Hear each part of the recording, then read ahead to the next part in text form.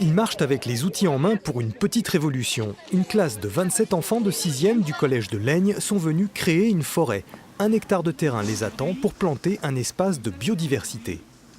Tous les fruits que vous mangez sont issus d'espèces forestières sauvages.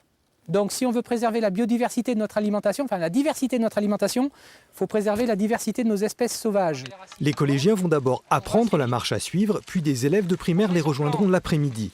Une journée de travail pour 200 arbustes et 52 espèces différentes. Les instructions ont été bien retenues.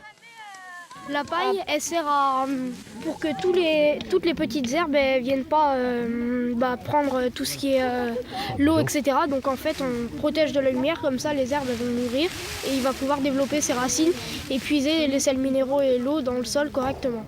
Le projet de plantation s'inscrit sur 3 ans sur un terrain appartenant à un propriétaire privé. Ce dernier est ravi et ému de livrer sa parcelle aux générations futures. Vous vous rendez compte, on va toucher 350 élèves qui, eux, vont faire leur propre... Ils ramèneront leurs enfants certainement dans cette forêt. Objectif du projet pédagogique, créer une forêt suffisamment diversifiée pour pouvoir accueillir la vie sauvage et lutter contre l'érosion de la biodiversité. Cette action est symbolique, puisque c'est un terrain privé sur une petite surface d'1 hectare. Mais l'objectif, c'est bien effectivement de donner aux enfants la possibilité d'agir concrètement en faveur de la biodiversité dans le Châtillonnais.